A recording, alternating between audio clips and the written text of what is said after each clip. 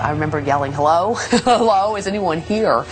And two Secret Service agents ran around with their weapons drawn, ran into the foyer, and then they, once they realized it was me, took me to meet the Vice President.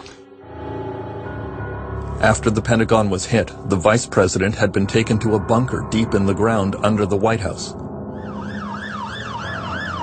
He ordered emergency measures designed to ensure continuity of the U.S. government in the event of nuclear war. Around Washington, senior government officials were rushed off to bomb shelters and other secure locations in case more planes hit more key decision-making centers.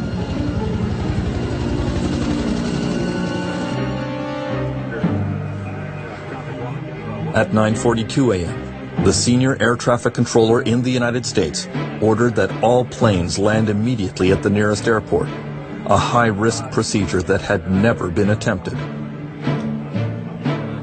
Someone did say, you know, are you sure you want to do that? But at that point, I knew that's what I wanted to do. And I felt we had to do something to change the texture of the whole thing occurring. And at least this would separate the good guys from the bad. And what was left up there would have the military to deal with. But the military had no plan to deal with the last hijacked flight on September 11th. United 93.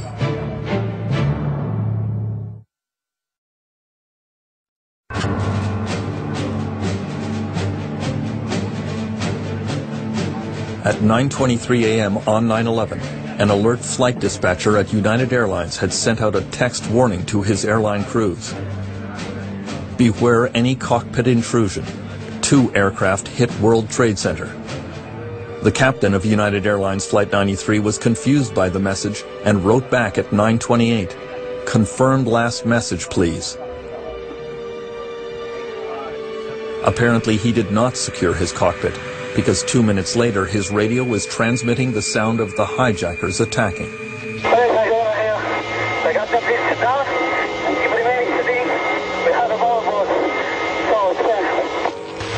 United 93, understand, have a bomb on board, go ahead. Air traffic controllers realized immediately that United 93 had been hijacked, but again, incredibly, no one advised the military. United 93 turned and aimed at Washington. One of the aircraft that looked like it was hijacked appeared to be heading on a line toward Washington. And so the meeting was being interrupted every few minutes with word of where that aircraft was and how far out it was. And it really did look at one point as though an aircraft was coming straight to the city.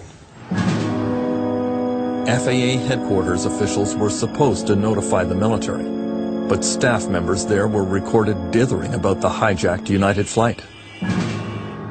They're pulling Jeff away to go talk about United 93. Do we want to think about scrambling aircraft? Oh, God, I don't know.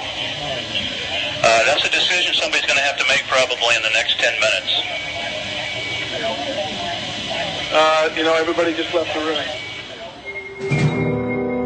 Apparently there was only one person at FAA headquarters who was authorized to call in the military.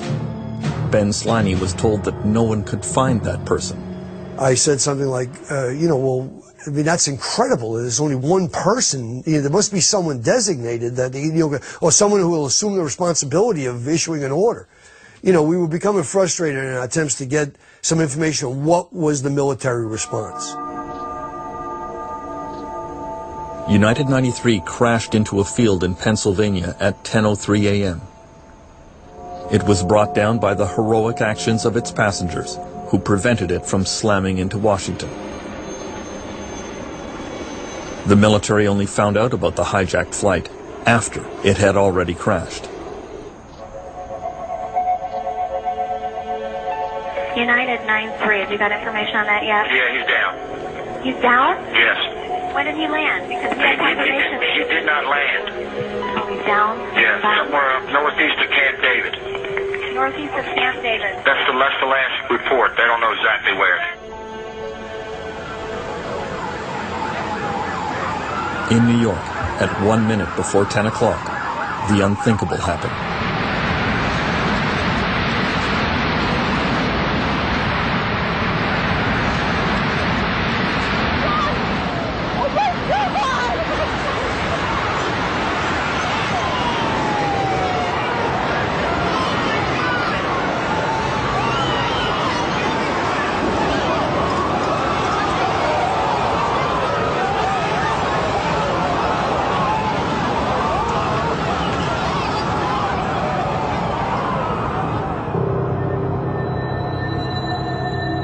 After the first tower collapsed, Timothy Duffy was asked to fly over and have a close look at the second tower. So I told him I'm going to take a look at it from above. So I flew kind of right up over the top of it and just banked the plane up so I could look down and see it. You know, it looked really good to me. You know, I was looking at it, looked straight up and down, no problems, no leaning or twisted in any kind. And I was literally just getting ready to key the mic saying, I think you can save it. As I was looking at the roof, it was just a perfect square. It just started getting smaller. And, you know, for a few seconds, I really didn't know what I was looking at because I didn't have anything to, you know, to put it in proper perspective until I saw the plume coming out of the bottom. I realized it was falling away from me. Oh, my God!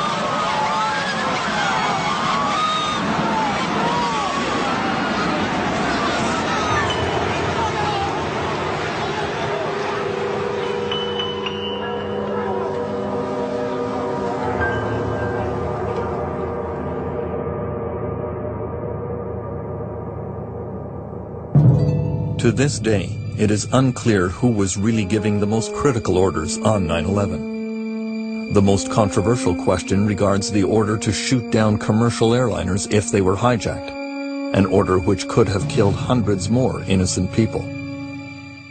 The 9/11 commissioners have suggested that the president and the vice president have not been forthcoming about that issue, and that the truth has yet to be revealed. The record shows that between 10:10 and 10:15 in the White House bunker, the vice president was asked if military pilots could shoot down any hijacked aircraft headed for Washington. He immediately gave the order. The problem is that only the president had the authority to do so.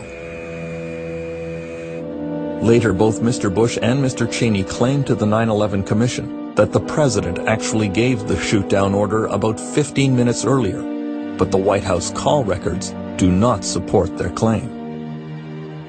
Is it clear to you who gave that order? No, it is not clear to me who gave that order. And why? How is it we don't know that? Because the principals haven't said. The president and the vice president are the only ones that can clarify that completely, and we just don't know what happened there. The other astonishing fact about the shoot-down order is that it was never relayed to the fighter pilots who might have carried it out. No, we never got the order. What we were told is you can expect to shoot down the next hijack track. It was kind of informational only. There was no order, no authentication, nothing even remotely close to what would be required to fire on a plane. The idea that the President of the United States can have an order and the Air Force doesn't get it, that's serious stuff. There is one pilot who received a shoot-down order, but he was not in a position to execute it. Mark Saskville flies out of Andrews Air Force Base, just a few kilometers from the White House. He received the order not through the proper military channels, but directly from the Secret Service in the White House bunker with the Vice President. Desperate to get some protection over Washington, he took off in the only jet available, which was unarmed. If he encountered a hijacked aircraft, his plan was to ram it with his F-16 and try to eject at the last minute.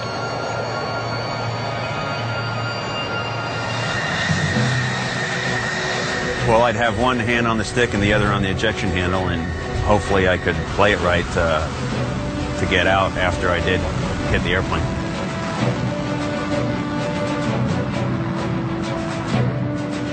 Basically, I'd try and swing my wing into his, again, knock the engine pod off, or cut the wing if I could get going fast enough. And I wouldn't use my fuselage to do that, but pretty soon after that, my aerodynamic capabilities would be destroyed, and then if I could have ejected, I would have.